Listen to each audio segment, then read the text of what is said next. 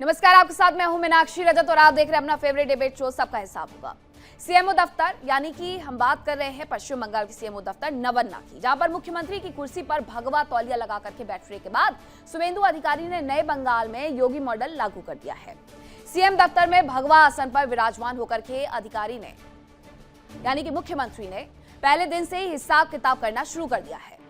भगवा प्रतीकों और सख्त प्रशासनिक शैली को लेकर के बीजेपी समर्थक इसे योगी मॉडल की शुरुआत बता रहे हैं। और सबसे ज्यादा गौर करने वाली बात यह है कि सीएम अधिकारी ने शुरुआत उस मुद्दे पर सख्त एक्शन लेकर के की है जिस मुद्दे पर बोलने से ममता दीदी डरती रही है, या यूं कहे कि वोट बैंक के खिसकने के चक्कर में खामोश रही है। आलम यह है कि पश्चिम बंगाल की राजनीति में आए बड़े बदलाव का असर अब सड़कों पर दिखने लगा है। मुख्यमंत्री शुवेंदु अधिकारी के नेतृत्व वाली नई बीजेपी सरकार ने राज्य में कानून व्यवस्था को लेकर के अपनी प्राथमिकताएं साफ कर दी है। सीएम शुवेंदु अधिकारी ने साफ साफ संदेश दिया है कि बंगाल में अब तुष्टीकरण की राजनीति के दिन खत्म हो गए हैं और सार्वजनिक स्थानों पर नियमों का उल्लंघन करने वालों के खिलाफ जीरो टॉलरेंस की नीति अपनाई जाएगी। खासकर जो लोग सड़कों पर जाम लगा करके नमाज पढ़ते हैं, पत्थरबाजी की घटना और गौ तस्करी जैसे संवेदनशील मुद्दों पर सरकार ने कड़ा रुख अख्तियार कर लिया है। शुवेंदु सरकार का साफ साफ कहना है कि अब बंगाल की सड़कों पर नमाज नहीं पढ़ी जाएगी और अगर ऐसा किया गया तो उन लोगों के खिलाफ सख्ती से निपटा जाएगा। उनका साफ तौर पर यह कहना है कि इबादत के लिए ईदगाह स्थल बने हुए हैं, मस्जिद बनी हुई है, वहां पर जाइए और सड़कों को ब्लॉक करना छोड़ दीजिए और अगर सड़कों को ब्लॉक किया गया तो बर्दाश्त नहीं होगा। इसी के साथ ही बंगाल में चुनाव के दौरान और उसके बाद हुई हिंसा की घटनाओं को देखते हुए मुख्यमंत्री शुवेंदु ने पुलिस प्रशासन को खुली छूट दे दी है कि पत्थरबाजी करने वाले तत्वों की पहचान करो, उनके खिलाफ सख्त कानूनी कार्रवाई करो और संवेदनशील इलाकों में ड्रोन और सीसीटीवी के जरिए उपद्रवियों पर नजर रखो। सरकार का मानना है कि विकास के लिए राज्य में शांति का माहौल होना बेहद जरूरी है। गौ तस्करी को बीजेपी ने चुनाव में एक बड़ा मुद्दा बनाया। सीएम की कुर्सी संभालने के बाद बंगाल की शुवेंदु सरकार इस पर एक्शन मोड में है और राज्य के सभी अवैध और बिना लाइसेंस वाले पशु बाजारों को तत्काल प्रभाव से बंद करने का आदेश दे दिया। इसके साथ ही तस्करी रोकने के लिए सीमावर्ती जिलों में विशेष पुलिस चौकियों का गठन किया गया है। हालांकि कैबिनेट ने पहले ही बीएसएफ को बाड़बंदी यानी कि फेंसिंग के लिए जमीन देने की मंजूरी कर दी है, जो ममता सरकार में अधर में लटकी हुई थी और इसके साथ ही तस्करी के मुख्य रास्तों को सील कर दिया गया है। अब ऐसे में सबसे पहले यह जानना जरूरी है कि बंगाल के नए सीएम शुवेंदु अधिकारी ने कौन कौन से बड़े फैसले लिए हैं जिन्हें योगी मॉडल के तौर पर देखा जा रहा है, उत्तर प्रदेश मॉडल के तौर पर उसे देखा जा रहा है। तो सबसे पहले आपको बताती हूं कि सड़क जाम करके नमाज या धार्मिक सभा करने पर रोक लगाने का आदेश शुवेंदु अधिकारी मुख्यमंत्री पश्चिम बंगाल की तरफ से जारी कर दिया गया है। धार्मिक स्थलों के बाहर लाउड स्पीकर की आवाज ना जाने देने का आदेश दिया गया है। अब यहां पर जरा गौर करने वाली बात है कि अगर कोई ये कहे कि सिर्फ और सिर्फ ईदगाह स्थल पर ये रोक है तो ऐसा नहीं है, मंदिरों के लिए भी समान नियम है। सरकार में हिंदू और मुस्लिम ढूंढने वालों के लिए ये सख्त तमाचा है कि लाउड स्पीकर की आवाज धार्मिक स्थलों के लिए कही गई है। चुनाव 2021 के बाद हिंसा के 1300 से अधिक मामलों की नए सिरे से जांच के आदेश उनकी तरफ से दिए गए हैं। 2021 में विधानसभा के चुनाव हुए थे पश्चिम बंगाल में और जम करके वहां पर रक्तपात हुआ था। अवैध हथियार हो, अवैध खनन हो, मवेशी तस्करी हो, उसके खिलाफ सख्त कार्रवाई करेंगे, ये आदेश उनकी तरफ से दिए गए हैं। अब आपको बताती हूं कि ममता बनर्जी ने 2011-2026 तक पश्चिम बंगाल की मुख्यमंत्री के रूप में कुछ योजनाएं चलाई। वो योजनाएं क्या हैं, सबसे पहले वो आप जान लीजिए।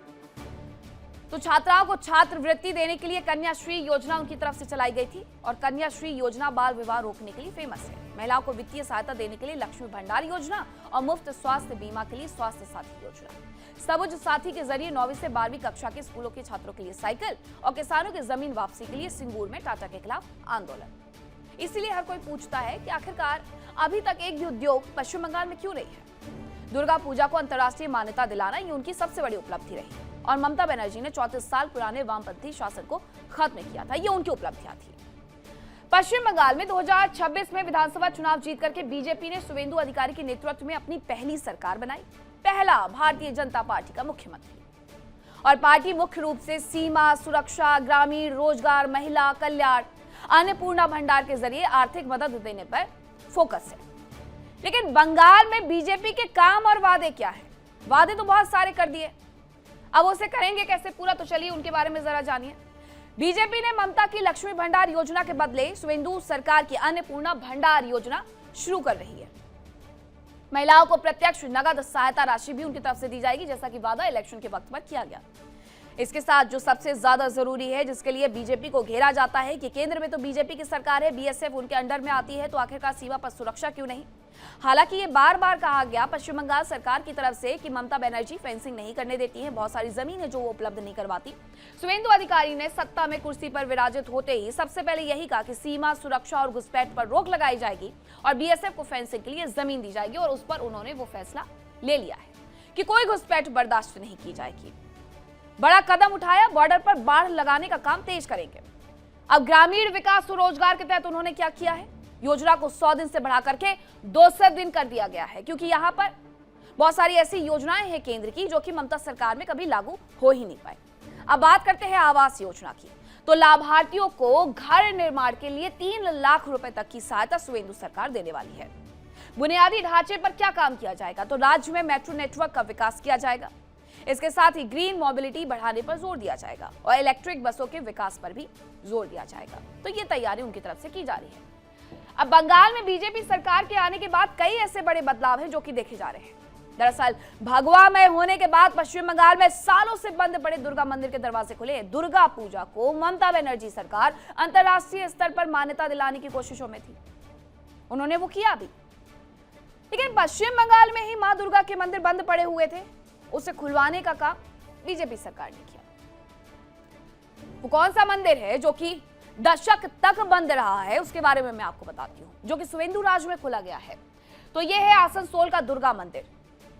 ये मुर्शिदाबाद में काली माता के मंदिर के बारे में भी जान लीजिए। कुछ दिनों पहले मैंने आपको सबका हिसाब होगा इसी कार्यक्रम में दिखाया था, इसी शो में दिखाया था कि मुर्शिदाबाद में काली माता के मंदिर में तोड़फोड़ की गई है, लेकिन अब वहां पर सुचारू तौर पर व्यवस्थाओं को कर दिया गया है। उसके बाद आता है बीरभूम का राधा गोविंद मंदिर, और इसके साथ ही आता है कूच बिहार में मंदिर की जमीन को कब्जा मुक्त करवाया गया। अभी सिर्फ सरकार बनी है और अभी से वहां पर सनातन को लेकर के जो छेड़छाड़ की गई थी उसे दुरुस्त करने का काम बीजेपी सरकार की तरफ से किया गया है। पश्चिम बंगाल के आसनसोल में बीते करीब 17 सालों से ताला लटका हुआ था मंदिर में, और ताला लगाने के पीछे जो वजह निकल करके सामने आई, उसने ममता सरकार को हिंदुओं के खिलाफ वाले खेमे में ला करके खड़ा कर दिया। कौन सी वजह रही कि एक मंदिर में 17 साल तक ताला पड़ा रहा? मां दुर्गा के मंदिर में, जो कि जब जब पश्चिम बंगाल का नाम लेते हैं तब तब मां दुर्गा हमारे ख्यालों में होती हैं, और वहां वो मंदिर बंद था। ममता सरकार रही 15 साल तक और मंदिर बंद रहा फिर भी। तो ये बीजेपी राज में दुर्गा मंदिर खुल गया है। हुआ क्या था? 15-17 सालों से बंद पड़ा आसनसोल दुर्गा मंदिर खुला है। 2011 में टीएमसी सरकार के आने के बाद से मंदिर बंद था, और मंदिर बंद करने की वजह विवाद और धमकियों को बताया गया। और ऐसा सिर्फ ये एक मंदिर नहीं है, ऐसे पश्चिम बंगाल में न जाने कितने मंदिर हैं जहां तोड़फोड़ की गई, उन्हें बंद कर दिया गया। श्री श्री दुर्गा माता चैरिटेबल ट्रस्ट ने धमकियों के बाद मंदिर को बंद कर दिया था। अब राज्य के बाकी हिस्सों में भी बंद पड़े मंदिर में दोबारा नियमित पूजा शुरू होने लगी है। इसके साथ ही कूच बिहार में मंदिर की जमीन पर किए गए अवैध कब्जों को बुलडोजर चला करके खाली करवा दिया गया है।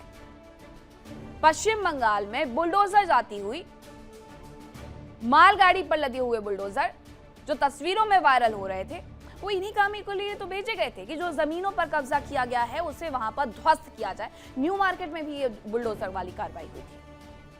इसके साथ ही बीजेपी ने वादे के मुताबिक बंद पड़े धार्मिक स्थलों को कानूनी रूप से सुरक्षा देने और सुचारू रूप से संचालित करने की प्रक्रिया शुरू कर दी है। वही उत्तर प्रदेश वाला मॉडल जो कि पश्चिम बंगाल में लागू हुआ, उत्तर प्रदेश के मुख्यमंत्री योगी आदित्यनाथ ने आकर के खूब प्रचार किया।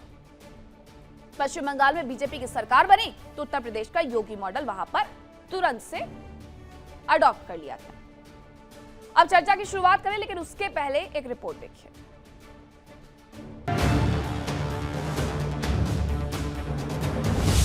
शुभेंदु शासन का आगाज, बंगाल में भगवा राज।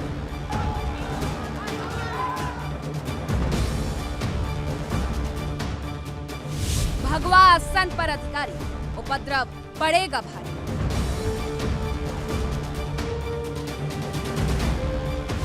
सड़क पर पढ़ी नमाज तो होगा हिसाब किताब।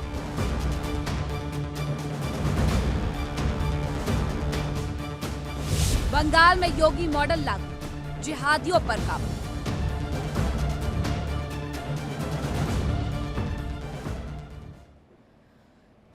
तो करें चर्चा की शुरुआत, उसके पहले सवाल।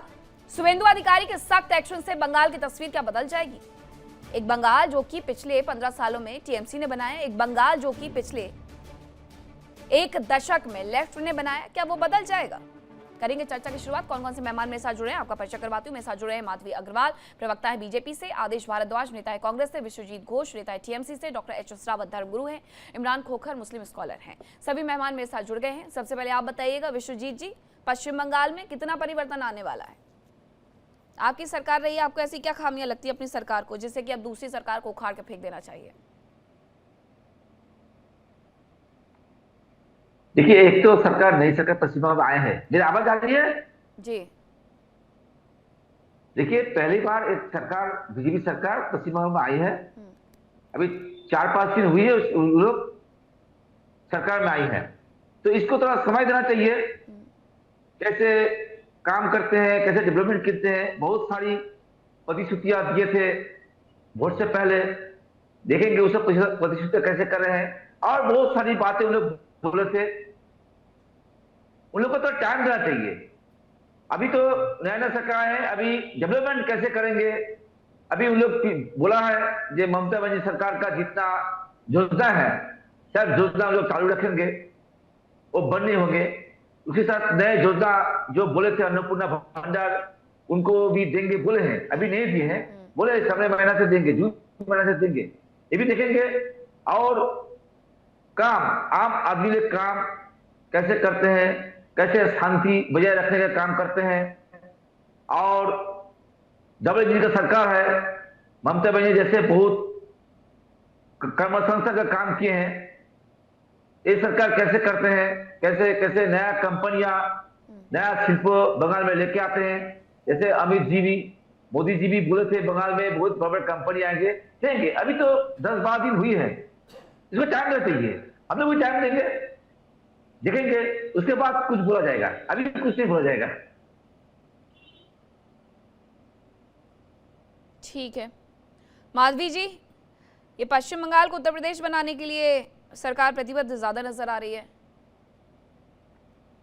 देखिए, उत्तर प्रदेश बनाने की बात नहीं है, बात यह है कि पश्चिम बंगाल में जो हालात रहे हैं इतने सालों से, जिस पर चर्चा करते आए हैं, जिस पर हम विपक्षी दल होने के नाते इतने सालों तक लड़ाई करते आए, और बंगाल की जनता ने जो है हमारा साथ दिया, सहयोग दिया, और आज हम सरकार बनाने में कामयाब हुए। भले ये कितने भी कटाक्ष करते रहे इतने सालों तक, हमारे जो मुद्दे थे, जो बंगाल के मुद्दे थे, उन पर इन लोगों ने जो है उसको पॉलिटिसाइज करने की कोशिश की, जबकि ये आम मुद्दे थे, जरूरी मुद्दे थे। लेकिन सच्चाई ये थी कि पश्चिम बंगाल में जो अन्याय लोगों के साथ हो रहा था, उसकी आवाज बनकर जो है भारतीय जनता पार्टी सालों से संघर्ष करती रही। 2 सीटों से लेकर 77 सीट, और 77 के बाद में हम 207 सीटों तक पहुंचे। तो ये एक दिन की बात नहीं थी, कई सालों का लंबा संघर्ष था, कई लोगों के बलिदान थे, कई लोगों की लगातार मेहनत थी, और एक शीर्ष नेतृत्व का जो है एक सपोर्ट था। साथ ही साथ जनता ने जब अपना ये सारा देखा कि सारे मुद्दों पर भारतीय जनता पार्टी लगातार डटकर खड़ी रही, और वो मुद्दे जो कि जनहित से जुड़े हुए थे, वो मुद्दे जो लोगों की आस्था और उम्मीद से जुड़े हुए थे, उन सभी मुद्दों पर भारतीय जनता पार्टी ने लगातार बंगाल के लोगों की आवाज बनकर और चेहरा बनकर एक संघर्ष किया, और संघर्ष के बहुत लंबे समय के बाद में ये मौका मिला है। तो मैं एक ही बात कहूंगी कि उत्तर प्रदेश बनाने की बात नहीं है, कोई और प्रदेश बनाने की बात नहीं है, बंगाल को बंगाल बनाने की बात है, बंगाल को उसके गौरव को लौटाने की बात है। और यही जो नारा है भारतीय जनता पार्टी लेकर आई थी। भारतीय जनता पार्टी ने क्या कहा कि भय मुक्त बंगाल होगा, क्योंकि 34 सालों का एक लंबा शासन था, उसके बाद में ममता बनर्जी का शासन था 15 सालों का, जिसमें लगातार पश्चिम बंगाल में जो लोगों के जो संवैधानिक अधिकार थे, जिसे वोट कहते हैं, जिसे चुनाव कहते हैं, उसको हमेशा से एक खूनी रंग देने की कोशिश की गई थी। लोग डरते थे अपने वोट को देने के लिए, लोग डरते थे अपनी बात कहने के लिए, लोग डरते थे अपनी धर्म की बात करने के लिए। और सबसे बड़ी बात है कि भय मुक्त बंगाल के नारे के पीछे एक बहुत बड़ा संदेश था। वो संदेश क्या था? वो संदेश ये था कि पश्चिम बंगाल में कोई भी व्यक्ति अगर दूसरे दल के साथ खड़ा होता था टीएमसी छोड़कर, तो उसको एक तरीके से क्रिमिनल की तरह देखा जाता था। उसके ऊपर में बेमतलब के बहुत सारे केस किए जाते थे। और आप देखेंगे कि बीजेपी के भी बहुत सारे कार्यकर्ताओं के ऊपर में बेमतलब के केसेस किए गए, जिसका कोई सिर पैर नहीं था। किसी के घर में पुलिस घुसी और वहां पे कुछ रख दिया और रख के फिर बोल दिया कि इनके घर में ये मिला है। मतलब इतनी अराजकता थी कि जिसके बारे में कुछ कहा नहीं जा सकता। आप मुस्कुराइए मत, ये सच्चाई है, सत्य बात मैं कह रही हूँ और ये सिद्ध हो जाएगा अगर थोड़ी सी तफ्तीश आप करेंगे। मैं पत्रकार होने के नाते आपको मतलब ये बोल सच्चाई होता कि आप तब अगर एक बीजेपी बार सत्ता में साक्षी नहीं देखें कि आता। बहुत चीज आपके बंगाल बीच में में बीजेपी नहीं बोला था। मैं खुलेआम बहस करने में राजनीति है। विषय मैं बिलीव नहीं करती हूँ। आप अपनी बात कहिएगा, जब आपको एंकर कहेंगी मैं अपनी बात कह देती हूँ। अगर पत्रकार कोई भी जाके इसमें तफ्तीश करेगा, खोजबीन करेगा, तो पता चलेगा बहुत से बेमतलब के केसेस जो है भारतीय जनता पार्टी के नेताओं के ऊपर, कार्यकर्ताओं के ऊपर थोपे गए थे और जो बहुत जल्दी निष्क्रिय भी हो जाएंगे। सच्चाई ये है कि भारतीय जनता पार्टी ने एक लंबा संघर्ष किया है, बहुत लंबा संघर्ष किया है और उसके बाद बंगाल की जनता को ने जो है मौका दिया काम करने का। तो हमारे लिए सबसे पहले प्राथमिकता होगी कि पश्चिम बंगाल की गरिमा गौरव को लौटाया जाए, पश्चिम बंगाल के संवैधानिक अधिकारों को लौटाया जाए और जो ये अपीजमेंट की राजनीति से पश्चिम बंगाल त्रस्त रहा और 34 सालों तक जो औद्योगिक ये तो पश्चिम बंगाल की गरिमा क्या हर्ट हुई है टीएमसी के रहने से, आप ये कह रही हैं? बिल्कुल बिल्कुल बहुत ठीक हर्ट हुई है। ठीक है। देखिए, जहां सरस्वती पूजा जो कि सबसे बड़ी पूजा मानी जाती है, कि बंगाल शिल्प और शिक्षा का राज्य माना जाता रहा था, वहां पर अगर सरस्वती पूजा के समय पुलिस की तैनाती की जाए, मैं ये नहीं कह रही कि सभी जगह होता था, लेकिन किसी भी जगह हो तो क्यों हो। और अगर किसी क्षेत्र में जहां मुस्लिम की संख्या ज्यादा है, अगर वहां पर जो है मंदिरों पे ताला लगा दिया जाए, तो इसका मतलब क्या है? अगर इमाम भत्ते की बात अगर किसी मुख्यमंत्री को करनी पड़े तो ये क्या है? ठीक है मेरे कहने का मतलब एक ही है। विश्वजीत जी से मैं एक छोटा सा रिएक्शन ले लेती हूँ। काफी देर से मुस्कुरा रहे हैं आपकी बातें सुन करके। आपको क्या ये तमाम बातें झूठ लग रही हैं? विश्वजीत जी फिर से बोलिए। आपको क्या ये तमाम बातें झूठ लग रही हैं जो माधवी जी कह रही हैं? आप मुस्कुराए जा रहे हैं जब से। देखिए, अगर बंगाल में विपक्षी पार्टी के ऊपर केस होता, उनको मारा जाता, तब बंगाल में बीजेपी नहीं आता। बंगाल में हर पार्टियां, सीपीएम बोलिए, कांग्रेस बोलिए, बीजेपी बोलिए, हर पार्टियां काम करता था, में करते थे और खुलेआम भूलते थे और खुलेआम ममता बनर्जी के विरोध में बोलते थे। लेकिन किसी को कोई पुलिस केस नहीं हुआ, कोई नहीं पकड़ा। ये बंगाल का संस्कृति सौंदर्य है। आपने बीजेपी जो प्रवक्ता है उन्हें झूठ बोल दिया। अब बंगाल में आप आए देखिए कि पिछले 50 साल से कोई भी एक भी बीजेपी लीडर या कार्यकर्ता या कार्यकर्ता या कोई कर्मी खुलेआम काम किया है। अब किसी को कुछ हुआ है, किसी को एक्शन हुआ है, पुलिस निरपेक्ष काम किया था और काम किया। जो टीएमसी का अगर कोई इसमें जुर्म किया है तो उसको भी अरेस्ट किया है, उसको भी आइन प्रक्रिया में सजा दिया गया है। और जो मंदिर के पास बोले, बंगाल में हर स्कूल में सरस्वती पूजा होता है, हर स्कूल में एकदम सरस्वती पूजा होता है और सब मिलकर करते हैं सरस्वती पूजा। दुर्गा पूजा बंगाल के तो होती है, दुर्गा पूजा बंगाल में दुर्गा पूजा होता है और बंगाल में भारत का हर त्योहार का पूजा होता है। जो भी देख लीजिए, आप गणेश पूजा बोलिए, छठ माई का पूजा बोलिए, सब पूजा सब करते थे और पूरा प्यार से करते थे, शांति से करते थे। बंगाल विभाजन का राजनीति देखना नहीं चाहता था और देखता भी नहीं है। नहीं, लेकिन मैंने तो अभी पूरी की पूरी लिस्ट दिखा दी ना कि कितने जगह पर मंदिर बंद पड़े हुए थे। 17 साल से 15 साल से मंदिर बंद पड़े हुए थे। यानी आपकी पार्टी 3 कार्यकाल पूरे कर चुकी, मंदिरों के ताले वहां पर नहीं खुले। सबने देखा था कि मुर्शिदाबाद में क्या हुआ, क्यों वहां से हिंदुओं को पलायन करना पड़ा। इसीलिए तो आपसे सवाल पूछे जाते हैं। अब आदेश भारद्वाज जी, जरा ये बताइएगा आदेश जी कि सुवेंदु अधिकारी के सख्त एक्शन से क्या बंगाल की तस्वीर थोड़ी बहुत बदलेगी या फिर जस की तस रहेगी? क्योंकि आप भी लगातार चुनावी प्रचार के दौरान ये कहते रहे हैं कि यहाँ पर ज्यादा भ्रष्टाचार का बोलबाला है। तो अब ये तस्वीर बदलेगी या नहीं बदलेगी पश्चिम बंगाल में? देखिए मीनाक्षी जी, मैं तो आशा करता हूं कि भारत के संविधान के अनुकूल हर सरकार को काम करना चाहिए और लोगों को कहीं ना कहीं शांति, सद्भावना और भाईचारे को बना के रखना चाहिए। सच्चाई ये है कि जिस तरह से हम अपने परिवार को चलाते हैं, हमारे परिवार का मुखिया हमारे परिवार को चलाता है, वैसे ही मुख्यमंत्री प्रदेश को चलाते हैं और प्रधानमंत्री देश को चलाते हैं। अलग से नए मापदंड नहीं है। मेरे पास भी सीमित साधन होते हैं अपने घर के लिए, मुख्यमंत्री के पास भी और प्रधानमंत्री के पास भी, लेकिन हम सच बोलते हैं, साफ बोलते हैं और लोगों के अंदर भाईचारे को बनाए रखने का काम करते हैं। भारतीय जनता पार्टी का चाल, चरित्र, चेहरा सबके सामने है। भारतीय जनता पार्टी की करनी और कथनी में अंतर है और वो अंतर साफ झलकता है। आदरणीय प्रधानमंत्री जी 4:30 बजे पूरे देश को संदेश देते हैं कि ज्यादा पेट्रोल खर्च ना करें, विदेश यात्रा ना करें, गोल्ड ना खरीदें, लेकिन उसके 1.5 घंटे बाद ही गुजरात के अंदर इतना बड़ा भव्य रोड शो करते हैं जिसमें हजारों गाड़ियां होती हैं और बहुत सारे लोगों को बसों के द्वारा भर भर के वहां लाया जाता है। तो ये दर्शाता है कि भारतीय जनता सोमनाथ पार्टी की गरिमा आपको क्या दिखावा लगी या पसंद नहीं आई? तो है, सिवाय दिखावा क्या रहा है? आपने अभी कुछ योजनाओं के नाम बताए, मैं बताता हूं। पुराना नाम कांग्रेस की सरकार में निर्मल भारत अभियान कर दिया, स्वच्छ भारत अभियान, पैसा कम कर दिया।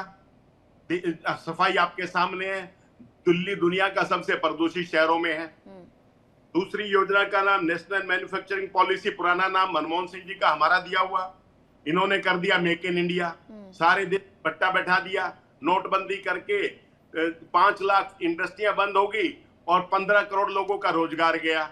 ये नोटबंदी से हुआ मेक इन इंडिया का।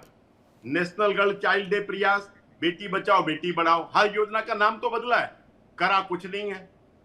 National e governance plan, digital India को पूरी तरह से फेल कर दिया।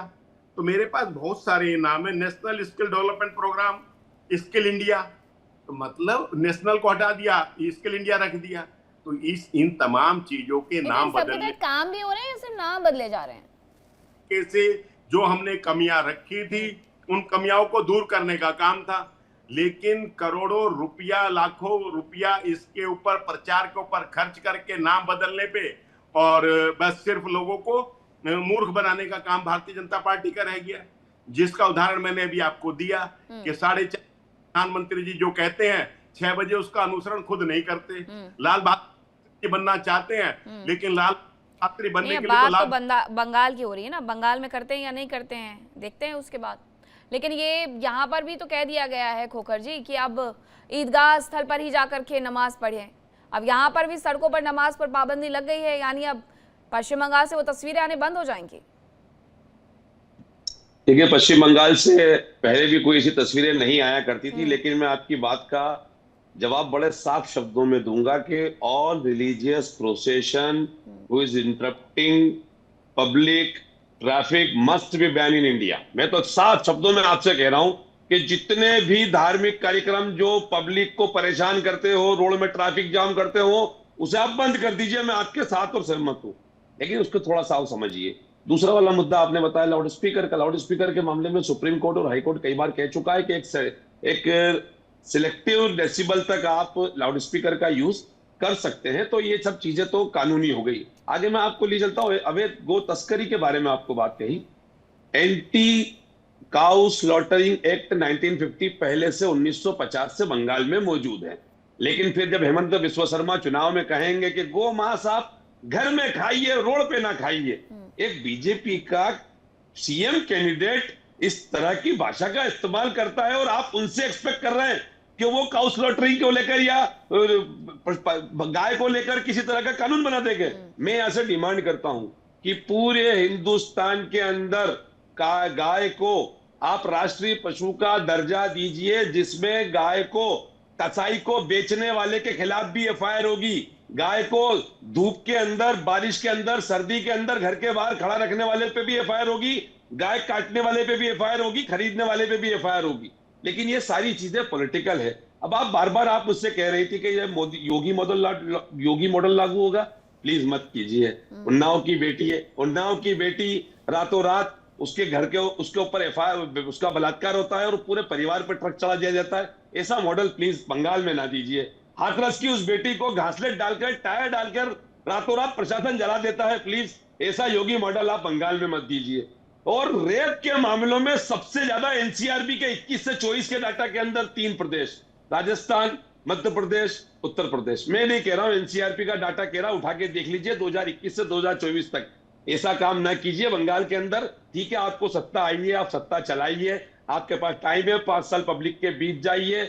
हम ये डेमोक्रेसी का हिस्सा है। अब सत्ता आपको पब्लिक ने दी है, ज्ञानेश कुमार ने दी है, एक अलग चीज है, लेकिन आप काम कीजिए। ऑल इन ऑल आप काम अच्छा, कीजिए। जब ये सारे लेकिन सर्वे चल रहे थे तब तो मेरे साथ विश्वजीत घोष जी भी बैठे हुए थे, वो बड़ा दावा कर रहे थे कि हम 200 सीटें लेकर के आएंगे। तब ये कोई ख्याल नहीं आया कि कहाँ से वोटिंग हो रही है, कौन चुनाव आयोग में बैठा हुआ है। लेकिन अब चुनाव जीतने के बाद ये सब कुछ भी याद आ रहा है। और वो बीफ कहा गया था, गौमांस नहीं कहा गया था, हिमंता बिस्वा शर्मा का जो आप जिक्र कर रहे थे।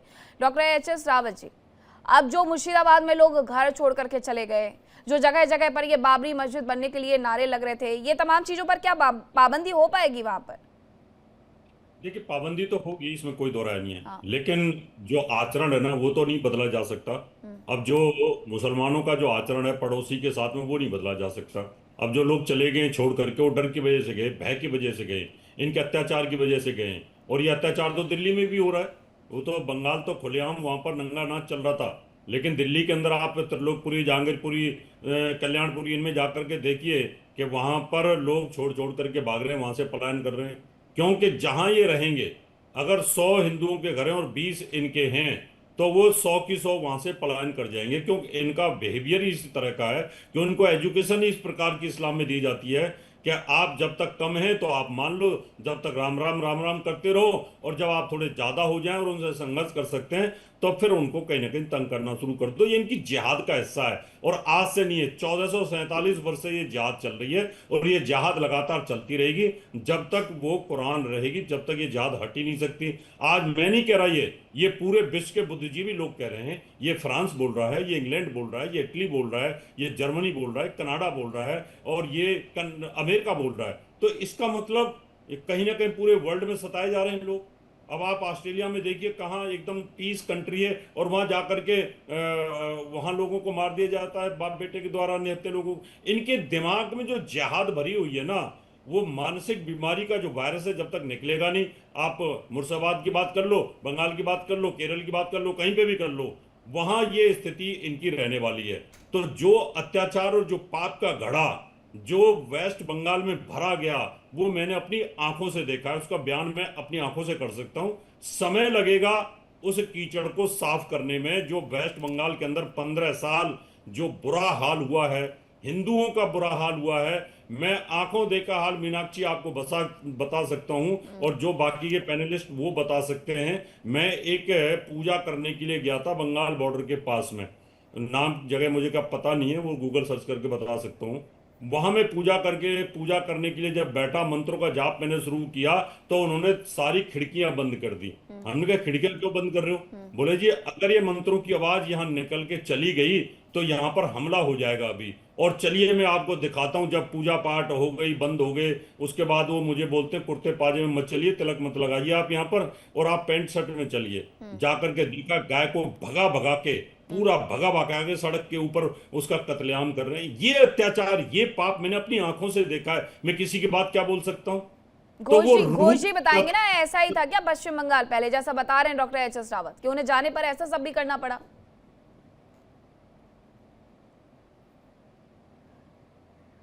विश्वजीत जी, आवाज आ रही है आपको? हाँ जी, बोलिए बोलिए। Doctor HS. रावत जी बता रहे हैं कि जब पश्चिम बंगाल गए तो मंत्रोच्चारण के दौरान खिड़कियां बंद करनी पड़ गई, कि अगर बाहर थोड़ा भी आवाज चली गई तो वहां पर लड़ाई झगड़ा शुरू हो जाएगा। माथे पर तिलक नहीं लगा करके चल सकते थे। ऐसा था क्या पश्चिम बंगाल का हाल? ये धर्मगुरु जी जगह का नाम नहीं बता पाए, उनको याद नहीं है। ऐसे कई बार विश्वजीत जी सुनिए, वहां एक बहुत बड़ी जूट की कंपनी है बिड़ला साहब की, और वो उस एरिया का नाम नहीं पता मुझे। कंपनी याद आ गई कि वहां पर हजारों आदमी जूट कंपनी में काम करते हैं। उस कंपनी का कर्मचारी था जिसके यहाँ मैं पूजा करने के लिए गया हुआ था। मैं वहां की बात बता रहा हूँ आपको। और वहीं से सारी की सारी गाय रात को 1:30 से 2-3 बजे के बीच में 200-300 गाय का जत्था, और कहीं ना कहीं नदी को पार कराया जाता था, और वो बांग्लादेश को तस्करी की जाती थी। मेरी आंखों के सामने की बातें। और जब मैंने पुलिस वालों से पूछा ऐसा क्यों कर रहे हैं, बोले जी ऊपर से आदेश हैं। तो ये स्थिति आपकी यहाँ देखिए। मैंने तो तारकेश्वर मंदिर का अध्यक्ष बॉबी कादरी मिनिस्टर को बनते हुए देखा है। जो जो इस्लामी लोग मंदिरों में नहीं घुसते घोष साहब, और वो मंदिर का प्रसाद तक नहीं लेते, उस मंदिर का अध्यक्ष बॉबी कादरी वहां का मिनिस्टर था। ये स्थिति तो मैंने अपनी आंखों के सामने देखी है, गूगल करके देख लीजिए आप। धर्मगुरु जी, हम जात में घोष, हम जदुवंशी हैं, ठीक है। हिंदू क्या है खाते के हम आपसे ज्यादा हम भी जानते हैं, हमसे अच्छा। पहली बात है, हम कहीं जाते हैं, कहीं जल का महल होता है ना, उस जगह का नाम हमको सारा जीवन याद रखने पड़ता है, रखते हैं। मुर्शिदाबाद जिला में कार्तिक महाराज नाम सुने हैं ना?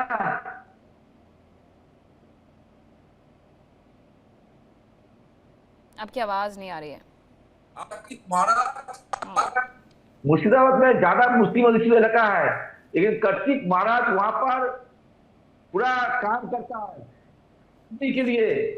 देखिएगा, बीजेपी के बहुत उन्होंने जाते हैं काम। ठीक है घोष जी, आपकी आवाज के साथ बहुत ज्यादा दिक्कत हो रही है, लेकिन हाँ एच.एस. रावत जी मुझे की बात पर शायद खोगर जी कुछ कहना चाह रहे थे। काफी ज्यादा देर तक वो इंतजार करते रहे। देखिए, मैं क्या कहूँ, हमारे रावत साहब बड़े हैं, हमारे आपका सम्मान है, लेकिन क्या है, इस्लामोफोबिया से ग्रसित है। आपने कहा कि जहां पर ज्यादा मुसलमान होते हैं वहां पर हिंदू नहीं रह पाते। मेरे घर के जस्ट एक दीवार पर हिंदू रहते हैं, सामने हिंदू रहते हैं, इधर हिंदू रहते हैं। मुस्लिम बहुल इलाका है, 50 60 70 साल से तो हम लोग देखते आ रहे हैं कि वो रहते आ रहे हैं, किसी को कोई तकलीफ नहीं है। थोड़ा सा समझिए आगे। आपने एक बात कही साहब कि आप एक कहीं बंगाल में कहीं गए थे और आपने ऐसा देखा वैसा देखा। आपको ना तो जगह का नाम पता है, दूसरी बात, और आप इतने डर गए कि अपने धर्म का। प्लीज आप रावत साहब, मैंने आपको इंटरप्ट नहीं किया, मेरी बात का जवाब दीजिएगा प्लीज। ये नहीं चलेगा, मैं आपकी बात पे खामोश था ना। मैं निवेदन कर रहा हूँ आपसे, प्लीज, मैं आपकी बात पे खामोश था। मैंने बता दिया, बंगाल के अंदर बिड़ला साहब की सबसे बड़ी जूट फैक्ट्री है, उसके कर्मचारी के यहाँ मैं पूजा करने के लिए गया था, और नाम भी बता दिया, मुझे याद आ गया। अरे मानता हूँ आपको याद नहीं होगा, मानता हूँ। आप इतना डर गए कि अपने धर्म का प्रचार करने गए रात में 1:30 बजे, और आप जो एक इल्जाम लगा रहे हैं कि 150 गायों को बांग्लादेश बॉर्डर भेजा जा रहा था, और आप बीएसएफ के ऊपर इल्जाम लगा रहे हैं कि वहां तस्करी हो रही थी। लेकिन प्लीज आप थोड़ा सा एक बात को समझने की कोशिश कीजिए। ये देश जो आप बता रहे हैं ना कि साहब कोई बॉबी कादरी करके किसी मंदिर का अध्यक्ष था, इस देश के अंदर कुंभ का जो मेला प्रमुख रहा ना, वो एक मिनिस्टर आजम खान रहा है, और उसने सबसे अच्छे तरीके से मेला ऑर्गेनाइज कराया है। ये देश वही था, उस देश वो भी तो मुसलमान प्रधान पार्टी है। वो ममता बनर्जी से कौन सी कम है? वो भी तो ममता बनर्जी के पार्ट भी है, वो पार्ट 2 है, वो पार्ट एक किसी भी तरीके से उद्दंडता की तरफ ले गए हैं, आप एक्सट्रीमिज्म की तरफ ले गए हैं, हिंदू और मुसलमानों के बीच दरार डालने की तरफ ले गए हैं। आप इस देश को संविधान से नहीं चलाना चाहते। अरे मैं ये कह रहा हूँ ना, आप कांग्रेस की बात करते तो मुझे समझ आती कि भाई कांग्रेस ने ऐसा किया। समाजवादी पार्टी तो बी पार्टी है ममता बनर्जी की। आप क्या बात कर रहे हो, किसका उदाहरण दे रहे हो आप? मुझे तो समझ ही नहीं आया। मैं जनरली फैक्ट पे बात करता हूं, फिगर्स पे बात करता हूं। मेरा पहला स्टेटमेंट टोटल फैक्ट और फिगर पर था, और एक मीनाक्षी जी प्रकार की बातें करोगे की वजह से मेरा एक मुद्दा करप्शन का तो बाकी रह गया, आप सुन लीजिए। अरे रावत साहब, मैं आपको मौका दूंगा, आप सुनिएगा ना प्लीज। अरे करप्शन के मुद्दे पे तो सुन लीजिए। दोनों एक साथ बोलेंगे रावत जी, दोनों लोग एक साथ बोलेंगे तो समझ नहीं आएगा ना, एक एक करके बोल लीजिए। आप मुझे अगर अलाउ करें प्लीज। हाँ, बोलिए। देखिए, एक मुद्दा मीनाक्षी जी आपके इंटरप्ट करने की वजह से बच गया था, वो था करप्शन का मुद्दा। जो व्यक्ति नोटों की गड्डी को अखबार में लपेटकर इस तरीके से जेल में रख रहा था, ऐसे ही बताया था ना हमारे प्रधानमंत्री जी ने चुनाव के दौरान। इतने बड़े करप्ट आप इतने अच्छे वक्ता होने के बाद इस्लाम के ऊपर झूठ बोलते हो आप, इसलिए मुझे दुख होता है। पढ़े लिखे आदमी होकर के झूठ बोलते हो। आप मान लो ना कि भाई हमारे यहाँ ज्यादा मेजोरिटी में लोग होने शुरू होते तो हम हिंदू को लायक नहीं करते। शर्म की बात नहीं, खाऊंगा ना खाने दूंगा कि आइडियोलॉजी पे चलने वाले प्रधानमंत्री ने एक करप्ट, जिसको खुद प्रधानमंत्री ने बताया था कि ऐसे पेंट में जेब में पैसे रखते हुए व्यक्ति को पकड़ा था। आपने दिया गया ये किसी से छिपानी करके देख लीजिए आप, और आप सपोर्ट कर रहे हो। मुझे बड़ी हैरानी होती है, आप जैसा विद्वान आदमी इस प्रकार की झूठ बोलता है। कमाल की बात है। आप तो डिनाई कर सकते हो। मुख्यमंत्री बनाया जाना बंगाल की अस्मिता से खिलवाड़ है। ऐसे भ्रष्ट व्यक्ति का पश्चिम बंगाल का प्रधानमंत्री बनना बंगाल की अस्मिता से, गुरु रविन्द्रनाथ टैगोर की अस्मिता से, हमारे सुभाष चंद्र बोस की अस्मिता से, मौलाना आजाद की अस्मिता से सब खिलवाड़ है। और मैं आपसे लॉजिकल बात इसलिए करता हूं, मुझे आप अच्छे लगते हो। आप मुझे बताओ, रामपुर में जब ये आजम खान मिनिस्टर था, उस समय नवरात्रों के अंदर पूरे माइक उतरवा दिए गए थे। ये है आपका हाल। एक मिनिस्टर होकर के आप नवरात्रों में माइक नहीं चलने देते। आप पार्ट बी और पार्ट थर्ड पार्ट 2 की बातें कर रहे हो। आप सच्चाई एक्सेप्ट कर लो।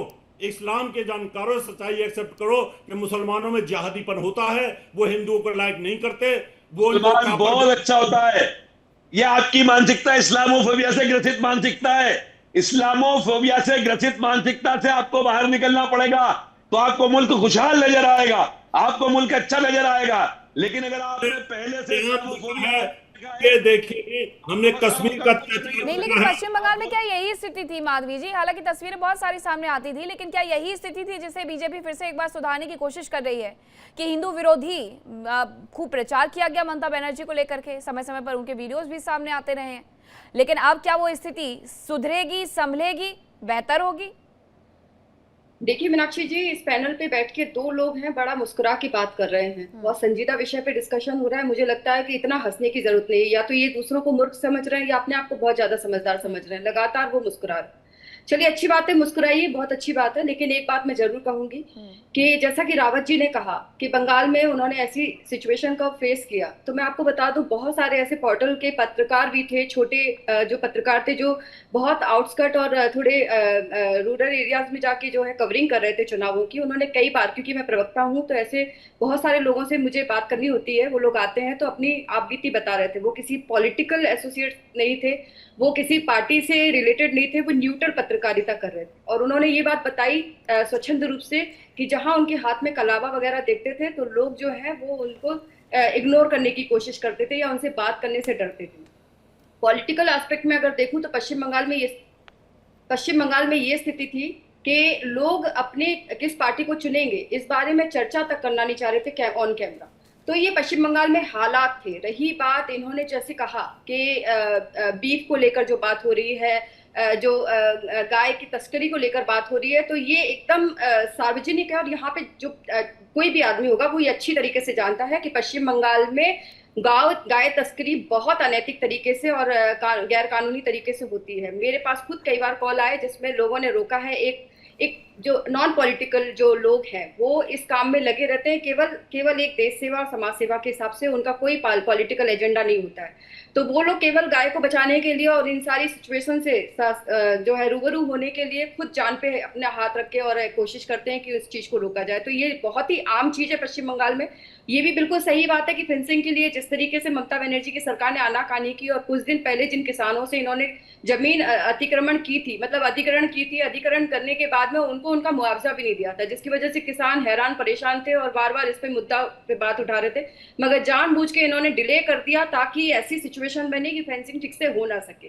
कालियाचक राय जो एरिया है वो इस मामले के लिए बहुत ही संवेदनशील है पश्चिम बंगाल का। वहां पर जो है जो पूरा बाहुल्य क्षेत्र है वो एक तरीके से कह सकते हैं कि बांग्लादेशियों का घुसपैठियों का गढ़ बना हुआ है, जहाँ पे जितनी भी तस्करी आप सोच सकते हैं अपने दिमाग में, वो सारी तस्करी वहां होती है, ह्यूमन ट्रैफिकिंग से लेके सारी चीजें। ये बहुत बड़ा चैलेंज है पश्चिम बंगाल में अभी भारतीय जनता पार्टी के लिए। इन सारे मुद्दों पर पश्चिम बंगाल को सेफ और क्लियर बनाने के लिए और आगे ले जाने के लिए जो भी है उन सारी चीजों, देखिए अगर हमारे अंदर में कोई रैबिलिटी होती तो शायद हम ममता बनर्जी की जो भी योजना है उसको लागू रेगुलर नहीं करते, लेकिन उसको रेगुलर किया गया क्योंकि हमारे लिए सबसे ज्यादा जरूरी ये है कि पश्चिम बंगाल के लोगों में शांति हो। पश्चिम बंगाल के लोगों ने जो विश्वास जमाया है भारतीय जनता पार्टी पे, उसके लिए काम हो। ये इसको कौन डिनाई करेगा कि बंगाल का जो युवा है वो बंगाल छोड़ के दूसरे राज्यों में जाता है। आपको पता होगा कि बंगाल में जो बंगाली पेरेंट्स होते हैं वो एक ही बच्चे करते हैं, मतलब एक बेटा या बेटी होता है उनका। अब वो एक बच्चा भी अगर जॉब के लिए दूसरे राज्यों में जाता है तो ये उनके लिए बड़ी प्रॉब्लमेटिक बात हो जाती है। तो ऐसी सिचुएशन से बहुत सारे मुद्दे हैं जिस पे काम किया जाएगा, लेकिन यहाँ पे बहुत सारी चीजों को पॉलिटिसाइज करके भी बात होती है। वो कहते हैं, मैं ये नहीं कहती कि दुर्गा पूजा अच्छी नहीं होती है, लेकिन मैं कहती हूँ कि अगर बंगाल में कोई जाली टोपी लगा के अगर वो कानून को तोड़ते हुए बाइक चला के रात को जो है बदमाशी करे, कानून को हाथ में लेकर वहां पर जो है करतब दिखाए और उसके बाद पुलिस जो है वो बैठकर तमाशा देखे या जाली टोपी लगाकर जो है सिग्नल को तोड़ते हुए निकले और उस पर कोई कार्रवाई नहीं होती है, तो ये क्या आपको दिखाता? वोट तो और सबने ये दिए होंगे, आपको वोट तो ये सबने एक बार दिए ठीक है, होंगे। आप मुझे एक बात बताइए माधवी जी, आपकी ये भाषा क्या उचित है? आपको वोट तो सबने दिए होंगे, आप वोट सबसे मांगने भी गई होंगी, ये भाषा उचित है क्या आपकी? अनैतिक मत बताइए। मैं हाँ। सिर्फ वही बात बोल रही हूँ जो पश्चिम बंगाल में होता आया है, होता रहा है और हो रहा था। हाँ। मैंने कुछ भी ऐसी गलत बात नहीं की है जो कि मैंने अपनी तरफ से थोपती हूँ। पहली बात तो मैं किसी आपको बता समुदाय को भी बोलने के लिए एक शब्द नहीं। होता है, किसी भी समुदाय को बोलने के लिए एक शब्द होता है। अगर वो पलट करके यही आपको कहने लगे भगवाधारी, तो फिर आपको लगेगा कि हमारे ऊपर शायद वो टिप्पणी की जा रही है और वो अपने ऊपर इसको टिप्पणी के तौर पर ले सकते हैं। माधवी जी प्लीज थोड़ा सा भाषा का ख्याल रखेंगे। विश्वजीत जी, हाँ आपका रिएक्शन। देखिए माधवी जी, जैसे बीजेपी नेता झूठ बोलते हैं, माधवी वैसे झूठ बोलते हैं। देखिए सबसे ज्यादा गाय का मांस रफ्तानी कौन करता है? भारत करता है। और इसमें कौन रहता है? जहां तक बीजेपी का नेता, आप बीजेपी बताइए के ना, आपकी बिजनेसमैन हिम्मत है क्या गाय का कि मांस आप रफ्तानी किसी करता और है। पार्टी का नाम ले सकते थे? कांग्रेस ने जो राहुल गांधी उनको तक आप लोगों ने इंटर नहीं करने दिया, ममता बनर्जी आना नहीं देना चाहती थी। क्या झूठ बोले? झूठ तो आप बैठ के बोल रहे हैं यहाँ पे। आप सबसे ज्यादा मंदिर कौन तोड़ा? बीजेपी ने तोड़ा। बीजेपी मंदिर तोड़ेगा सब ठीक रहता है। अगर बंगाल में गाय पचड़ होता है तो बीएसएफ क्या कर रहा था? गाय यूपी से कोई भी सरकार यहाँ बनती है तो सालों तक यहाँ रहती है। आप लोगों को तो मौका पश्चिम बंगाल, आप लोगों के ऊपर तो विश्वास नहीं रहा, ममता बनर्जी के शासन का विश्वास जो नहीं रहा, तो आप ये जो मुस्कुरा के झूठ तो आप बोल रहे हैं और आप लोग लगातार 15 सालों तक झूठ बोल रहे हैं। भारत में आप बोल रहे थे, हम सुन रहे थे, हम सुन रहे थे, हमको बोलने दीजिए, आप सुनिए। आप बोल रहे थे, हम सुन रहे थे, हमको बोलने दीजिए। आप झूठ बोल रहे हैं। नहीं, आप ये दूसरी बार इस वर्ड का इस्तेमाल कर रहे हैं कि झूठ बोल रही हो। आप क्या झूठ क्या? आप तो लगातार झूठ बोल रहे हैं, आप लगातार झूठ बोल रहे हैं। आप लोगों को झूठ बोलने के अलावा कुछ नहीं आता है। आप क्या मुस्कुरा बात करता है जिस समय कौन रफ्तानी करता है? मंदिर से ज्यादा मंदिर कौन तोड़ता है? दिल्ली में काकी मंदिर कौन तोड़ा? काशी में कौन तोड़ा? पश्चिम बंगाल की जनता को आप पे क्या बाबा का राज है कि सब समय कोई बैठा रहेगा और जनता अपना फैसला नहीं दे सकती है? संवैधानिक पद्धति से हुए चुनाव को आप लोग जो है नेग्लेक्ट करने की कोशिश कर रहे हैं, लोगों में अराजकता फैलाने की कोशिश की, गलत भाषण देकर। अगर आप लोग बॉर्डर फेंसिंग नहीं दी तो आप लोग का नाकामी है। सरकार में विभाजन राजनीति कर रहे हैं और झूठ बोल के आदमी को भड़काना है। क्या आप लोग कर रहे हैं? अभी भी कर रहे हैं। अभी आप सोचिए, झूठ आप बोल रहे हैं, आप झूठ बोलते हैं, आप झूठ बोल रहे हैं। जवाब देगा, झूठ आप बोलते हैं। जवाब देगा। नहीं होता था यहाँ पे सरस्वती पूजा पुलिस के आरक्षण में, पुलिस की मौजूदगी में नहीं होता था यहाँ पे सरस्वती पूजा? बताइए। आप लोग मंदिर तोड़ते हैं, आप लोग सब नहीं आते बोलने। आप लोग कितना मंदिर तोड़ दिए? कितना मंदिर तोड़ दिया आप लोग? काशी में, बनारस में कितना मंदिर तोड़े? दिल्ली में प्राचीन मंदिर तोड़ दिए। समझ रहे थे आपको? मुझे कोई आपत्ति नहीं किसी मस्जिद से, मुझे कोई आपत्ति नहीं है किसी मस्जिद में किसी पूजा और किसी भी उससे, लेकिन आप झूठ मत बोलिए। आप झूठ वाला टैग मत लगाइए किसी और के ऊपर में। आप लोग से बेचते हैं, आप लोग का पार्टी का आदमी गाय का बिजनेस करते हैं, ज्यादा प्रचार करते हैं आप लोग। क्या बात कर रहे हैं आप? आपकी स्माइल कहाँ गई? आपके इलेक्शन के पहले जब वहां पर चुनावों की घोषणा भी नहीं हुई थी, तब से ऐसी तस्वीरें आने लगी थी कि काली मंदिर में कहीं तोड़फोड़ कर दी गई, कभी किसी मंदिर में तोड़फोड़ कर दी गई। उस वक्त तो सरकार भी, तो उस वक्त तक तो वहां पर चुनाव आयोग भी काम नहीं कर रहा था। तब क्या कार्रवाई की गई थी? आप तो बैठे थे मेरे साथ विश्वजीत जी। अब ये तो ठीक है कि यहाँ पर बीजेपी और टीएमसी चल रहा है पश्चिम बंगाल में, लेकिन कांग्रेस इन चुनावों के साथ साथ पूरी तरीके से खत्म हो गई है। आदेश जी, वहां पर विश्वास रखते हैं कि संविधान मुझे ये अधिकार देता है, मुझे ये हक देता है कि एक व्यक्ति एक वोट नहीं चलेगा कोई खोट। भारतीय जनता पार्टी की तानाशाह सरकार ने, इस देश के इलेक्शन कमीशन ने, जिसकी जिम्मेवारी थी कि हर एक व्यक्ति को उसके वोट के अधिकार को इस्तेमाल करने दे, उसने 27 लाख लोगों को वंचित किया। इससे बड़ा अपराध देश में हो नहीं सकता। ये लोकतंत्र के खिलाफ। आप पार्टी की तरफ से सबको एक कॉन्स्टिट्यूशन की कॉपियां बांट रखी हैं क्या?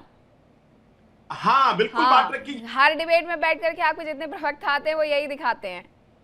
तो ये आपको तकलीफ होती है इनसे? अच्छा, मुझे दुख, मैं आपके लिए नहीं कह रहा, लेकिन मीडिया के बहुत सारे दोस्तों को तकलीफ होती है, इसके तकलीफ होती है। मैं चाहता हूं कि लोग इसको पढ़ें, मेरे तो पास इसमें ये तो लिखा होगा ना, इसमें ये तो लिखा होगा कि अगर आपको चुनाव आयोग में चुने हुए व्यक्ति पसंद नहीं आ रहे हैं तो उनके खिलाफ महाभियोग ले आइए। ये तमाम बातें भी तो इसमें लिखी होंगी, तो इसका क्यों नहीं उपयोग करते हैं? बार बार आरोप लगाने से क्या हो जाएगा? कोर्ट का रुख क्यों नहीं करते हैं? आपको लग रहा था कि आपने इस तरीके से वहां पर जाकर के प्रचार प्रसार किया है कि आप पश्चिम बंगाल के चुनावों में एक अच्छा प्रदर्शन ही कर पाए, जीतना तो बहुत दूर की बात थी। कांग्रेस ही अपना दायित्व नहीं भूलेंगे। हम मणिपुर किताब की दिखा देने से थोड़ी ना दायित्व पूरा हो जाएगा। के घुमाया गया, उसके लिए अपने संविधान का प्रयोग किया। हमने नो कॉन्फिडेंस लेके आए थे, तब प्रधानमंत्री उसका पर बोले थे और चंद के लिए बोले थे। लेकिन ये भारतीय जनता पार्टी की सरकार मणिपुर के ऊपर चर्चा नहीं चाहती थी।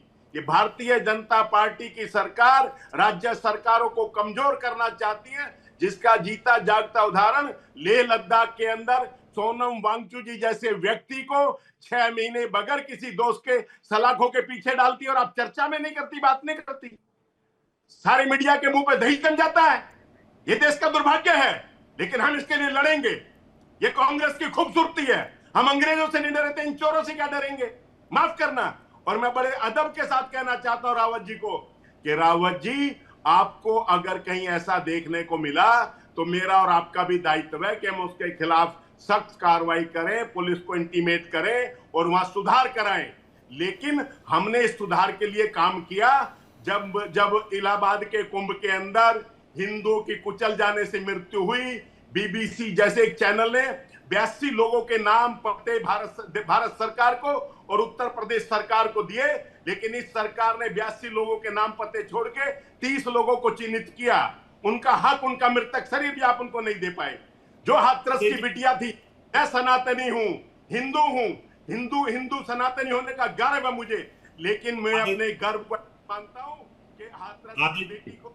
आदित्य जी सुनिए, आदित्य भारद्वाज जी सुनिए, आपने अभी कहा कि सरकार ने बिना किसी कारण सोनम वांगचुक को अरेस्ट करके रखा। आपने तो 18 महीने इमरजेंसी लगा के हजारों कार्यकर्ताओं को अंदर करके रखा, उनका तो कोई कसूर ही नहीं था। आपको याद है क्या इमरजेंसी का केस? याद है आपको? उस कविता काव्य इसका नाम है, भेज दूंगा आपको भी। जो है जेलों के अंदर थूक दिया, अच्छी तरीके से कूट कूट करके ठोका उनको और उनके साथ अत्याचार किए थे 18 महीने तक। आरएसएस कार्यकर्ता, विश्व हिंदू कार्यकर्ता, नेता, अपोजिशन के लीडर सारे अंदर ठोक रखे थे बिना किसी कारण के। आपको याद नहीं है क्या वो अपना इतिहास?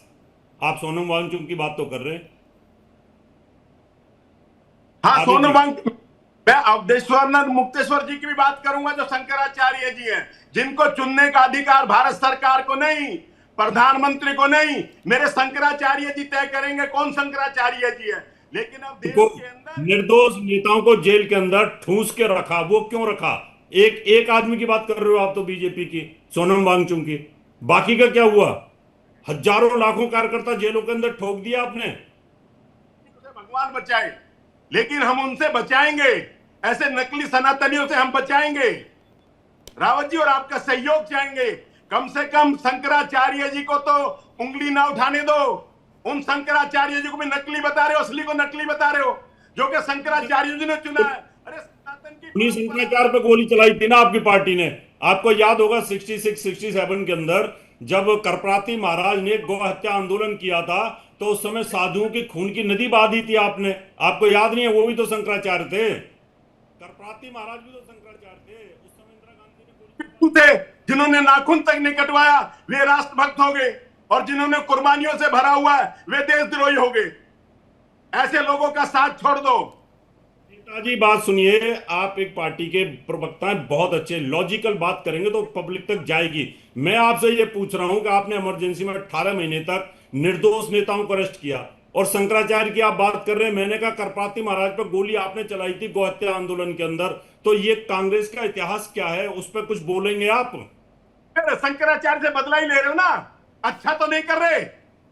मैं एडमिट नहीं कर रहा, मैं आपकी बात को बड़ी कर रहा हूं। हमने गलती की, तुम उससे बड़ी गलती करोगे, यही कर रहे हो ना। हमने गलती की थी, हमने गलती की थी। ये आज इनको चोरों को ईमानदार बता रहे हो। शंकराचार्य जी का अपमान करते हो, उनकी जटाएं खींचते हो, उनकी शिकायत खींचते हो, उनके छात्रों का अपमान करते हो। और उन बेईमानों को, मक्कारों को बचाने का काम करते हो। मुझे आदेश जी, शर्म आती है। पार्टी का प्रवक्ता नहीं हूँ, पार्टी की प्रवक्ता मानसी जी बैठी हुई है, वो जवाब माधवी देंगी। जी। आप, मैं तो धर्म की बात आपके माधवी साथ जी, कर आप सकता। जवाब देना चाहती हैं? देखिए, ये अच्छी बात है कि इन्होंने आज स्वीकार किया। शायद इनकी पार्टी कभी ना स्वीकार करती, लेकिन आज उन्होंने स्वीकार किया कि इन्होंने गलती की थी। और मुझे लगता है कि जो भी गलती करता है उसको ये मानना चाहिए, और ये छोटी मोटी गलती नहीं थी, ये बहुत बड़ी गलती थी, और जिसकी वजह से उन्होंने श्राप तक दिया था। कहा जाता है हमारे वेदों में कि अगर किसी संत का श्राप लग जाता है तो बहुत ही ज्यादा वो अनिष्टकारी होता है, और वो हम लोगों ने देखा भी। खैर, मैं उस विषय पे नहीं जाऊंगी। दूसरी बात, कहीं पे भी कोई चीज गलत होती है, मैं बंगाल के मुद्दे पर बैठी हूँ बात करने के लिए, इसलिए मैं बंगाल के मुद्दों पर ही बात करूंगी। एक तरफ जहां आपको लगता है कि शंकराचार्य जी का अपमान हुआ, तो दूसरी तरफ पश्चिम बंगाल में लगातार जो है अपमान होता रहा एक धर्म का।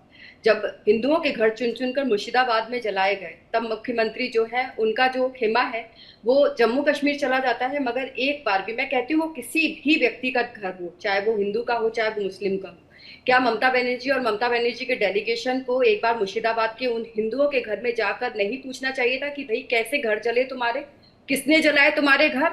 क्या जो संदेश खाली में जो महिलाओं के साथ में इनके नेताओं के द्वारा लगातार महिलाओं का शोषण होता रहा, क्या एक महिला मुख्यमंत्री होने के नाते उनका ये जिम्मेदारी नहीं बनती थी कि वो एक बार जाकर उन नारियों से पूछती, बाद में पॉलिटिसाइज करती, पहले जाके खुद आकलन करती कि महिलाएं रो रो कर जो आप बीती बता रही हैं उसका सच्चाई, उसकी सत्यता क्या है? नहीं कर पाई वो।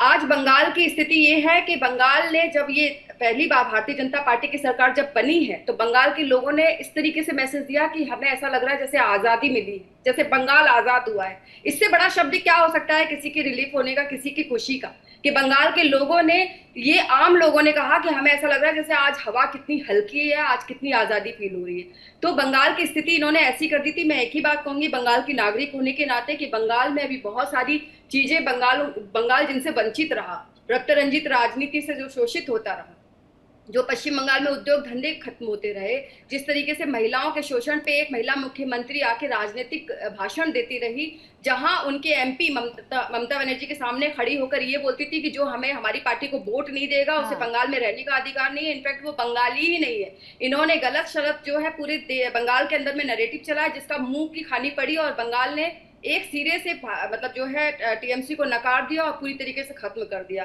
तो अब हमारे लिए आगे यही संदेश खाली यानी कि हार के लिए सबसे बड़ी वजह रहा है।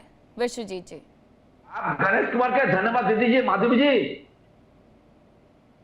जी क्या बोला आपने? गणेश कुमार के धन्यवाद दीजिए। देखिए, संदेश खाली आप लोग का एजेंडा था। मणिपुर याद नहीं आती आप लोग को? जब मां बहनों को नंगे करके घुमाता है, बंगाल के नागरिक हैं, वो जो पॉलिटिकल याद नहीं आती है आपको, हक याद नहीं आती है। पास हो चुका है, वहां पे आम जनता, आम औरतों ने, महिलाओं ने आके कहा था। और मैं बता दूं आपको, आज इस चैनल पे मैं बोल रही हूँ, आप थोड़ी सी भी, कोई भी अगर इस पे खोज करेगा तो उसको ये पूरे सबूत के साथ ही पता चल जाएगा। एनसीआर का रिपोर्ट है, सबसे ज्यादा राज्य है राजस्थान, मध्य प्रदेश, उत्तर प्रदेश। क्यों नहीं ऐसे बोलते हैं? उनको बोले चाहिए, आपको इतना झूठ बोलते हैं, बोले আপনি শুধু পার্টি করছে তার জন্য কি অন্য লোককে, মানে আপনি লোকের এটা দেখবেন না, পার্টির জন্য আপনি সত্যতাটা ভুলে যাবেন নাকি? मैं एक ही बात कहूंगी, जो भी हुआ है पश्चिम बंगाल की जनता ने आपको जवाब दे दिया है। मैं बोल रहा हूँ, आप सुनिए, मैं बोल रहा हूँ, आप सुनिए। आपको देखिए, संदेश खाली आप लोग का एजेंडा था। आपको मणिपुर याद नहीं आया? माँ बहन को लगा करके घुमाया था। आपको उन्नाव, हथरास याद नहीं आया? आपको अंकित भंडारी याद नहीं आया? ये जो हाहाकार मचा हुआ है, ये जो हाहाकार मचा हुआ है टीएमसी के अंदर में, आप इमेजिन नहीं कर सकती कि सारे के सारे अपने टैगलाइन से निकल रहे हैं, हट रहे हैं। इनफैक्ट कोई अपने आप को टीएमसी का होके बताना नहीं चाहता है। मैं तो इनकी हिम्मत को दाद देती हूँ कि आज ये टीएमसी का नेता बन के बैठे हैं, नेता बन के काम कर रहे थे। आज रुपया कहाँ चलेगा? भारत में कर्म संस्थान नहीं है। मुद्दे में बात कीजिए, तो अपने आप को टीएमसी का नेता बना के प्रेजेंट कर सके, क्योंकि उनको मालूम है कि उन्होंने क्या किया इतने सालों तक। तो मैं एक ही बात कहूंगी कि बंगाल की जनता ने आपको जवाब दे दिया। विश्वजीत दा, डेवलपमेंट का काम कीजिए। আপনি এরকমই বলবেন তো আগামী সময়ে আপনাদের পার্টির নাম নেওয়ার জন্য কেউ থাকবে না। মিথ্যা কথা বলুন না এখানে এসে। আমি একটাই কথা বলবো, মিথ্যা আপনি বলছেন, আপনি প্লিজ বলছেন, हिंदी में बात करिए, प्लीज प्लीज प्लीज। শুনুন, আপনি কেন মাঝখানে বলছেন? विश्वजीत जी, आपको बोल रही हूँ, झूठ मत बोलिए, और बंगाल की जनता ने जो फैसला सुनाया उसका सम्मान कीजिए, प्लीज सम्मान कीजिए, अभी टाइम है आप लोगों को, नहीं तो फिर अरे टीएमसी धन्यवाद, अरे गणेश कुमार का धन्यवाद दे दीजिए थोड़ा, आप थोड़ा गणेश कुमार के धन्यवाद दे दीजिए। सांस लेना मुश्किल हो गया था बंगाल के अंदर में लोगों का, और ये अराजकता अपीजमेंट की राजनीति से पश्चिम बंगाल पूरी तरीके से चरमरा गया था, जो हालात थे, और मैंने जो जो बातें बोली है उनको रिपीट करिएगा। हरियाणा में कैसे वोट चोरी करके जीते, महाराष्ट्र में कैसे जीते, दिल्ली में कैसे जीते वोट चोरी करके, शर्म आनी चाहिए। मैंने क्या गलत बोला है?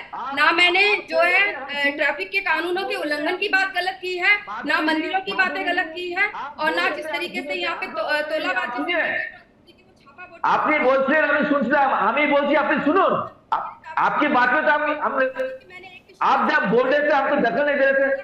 बोल रही हूँ तो बंगाल की जनता ने आपको जवाब दे दिया है, अभी आप शांति से बैठिए और विपक्ष का रोल अदा करिए, चाहे आपकी ममता बनर्जी इस्तीफा दे नहीं दे, लेकिन बंगाल की जनता ने अपना जो है उनको फैसला दे दिया है।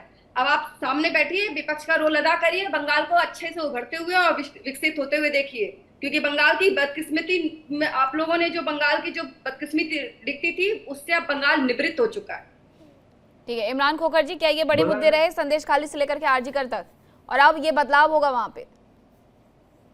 देखिए मैडम, महिला सुरक्षा के ऊपर राजनीति करना, महिलाओं के हो रहे अत्याचारों के ऊपर राजनीति करना, ये बहुत ही दुखद पहलू है हमारी भारतीय राजनीति का। लेकिन मैं इससे थोड़ा सा आपको और समझाइश के तौर पे लिए चलता हूं कि ये जो मामला पूरे आपने मुद्दे गिनाए थे, चाहे वो लाउड स्पीकर के थे, नमाज के थे, या चाहे काउ स्लॉटरिंग के थे, ये सारी चीजें एक तरीके का एक शो ऑफ है। होता क्या है कि जब हमारे सफेद कुर्ते के ऊपर दाग लगा हुआ होता है या हमारे कुर्ता दागीला होता है ना, तो हम उसको कवर करने के लिए एक जैकेट पहन लेते हैं। वो आवरण होता है जो हमारे अंदर के ऐप को छुपा लेता है।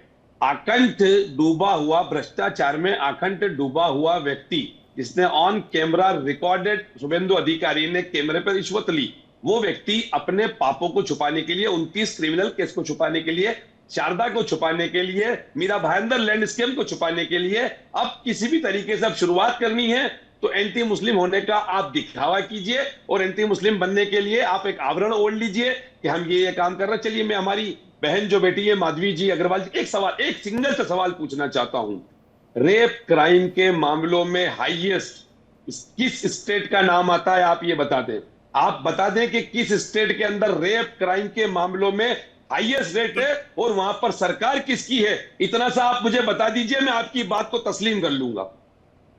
देखिए, ऐसा है कि पहली बात तो मैं आपने जो पहली बात बोली कि महिलाओं के मुद्दे पर कभी भी राजनीति नहीं होनी चाहिए, मैं महिला हूं, मैं निश्चित रूप से ये कहूंगी कि देश के अंदर में कहीं पर भी महिलाओं के साथ अपमान होता है, महिलाओं का कहीं पे भी शोषण होता है, उसकी मैं पुरजोर से विरोध करती हूँ। मैं कभी नहीं चाहूंगी किसी महिला के साथ कोई भी अन्याय। दूसरी बात, रही बात स्टेट्स की, तो पश्चिम बंगाल के जो आंकड़े हैं वो फैब्रिकेटेड। आर्जिकल मेडिकल कॉलेज के इंसिडेंट के बाद में 24 घंटे से ज्यादा का समय लगा था उसमें एफआईआर दर्ज कराने में। एक बड़ा इंसिडेंट जहां पे एक ट्रेनी डॉक्टर जो है हॉस्पिटल के अंदर मारी जाती है, मर्डर कर दिया जाता है, ब्रूटली मर्डर किया जाता है, उसके बाद भी 24 घंटे तक पहले उसको आत्महत्या का रूप देने की कोशिश की। इसी तरीके से पश्चिम बंगाल के बहुत सारे आंकड़े हैं जिन्हें फैब्रिकेटेड किया गया है, जिसे रोक दिया जाता है कि आप अपनी एफआईआर दर्ज नहीं करा सकते। वो जो इंसिडेंट हुआ था उसके एक हफ्ते के अंदर में 7 और ब्रूटली मर्डर हुए थे पश्चिम बंगाल में, जिसके बारे में भी हमने बात की थी। मैं एक ही बात कहूंगी कि किसी भी जिस राज्य की जो आबादी है 14 करोड़ के आसपास है, जिस राज्य की आबादी 30 करोड़ के आसपास है, उन दोनों को आप जोड़ नहीं सकते। और तीसरी बात मैं एक और कहूंगी कि कहीं पे भी, मैं बार बार कह रही हूँ कि अगर कहीं पे भी इस तरीके की घटना घटित होती है जहाँ महिलाओं के साथ किसी तरीके का अन्याय और शोषण होता है, उसकी जिम्मेदारी, उसकी जवाबदेही वहां के जो है जवाब देना चाहता होती है।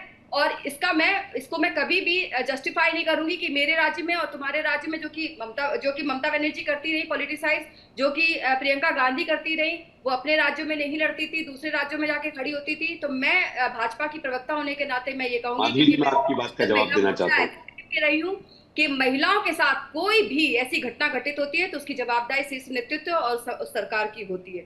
लेकिन अगर उसको फैब्रिकेटेड करके अपनी पीठ थपथपाने की कोशिश की जाए तो इसका मतलब ये और भी ज्यादा शर्मनाक है।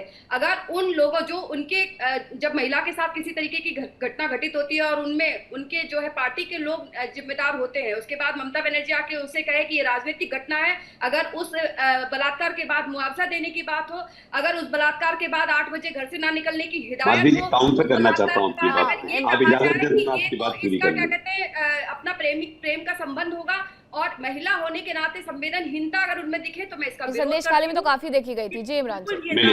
विधवा Madhavi ji, with due respect to Madhavi ji, आपने पूरा मुझे प्रवचन सुनाया लेकिन मेरे बात का जवाब नहीं दिया। चलिए मैं तो बात को भूल जाइए। आरजी कर वाले मामले में आपका ये कहना है, प्लीज बात तो सुनिए, मैं आपको काउंटर नहीं किया था, सुन रहा था आपकी बात, आप मेरी बात को सुनिए।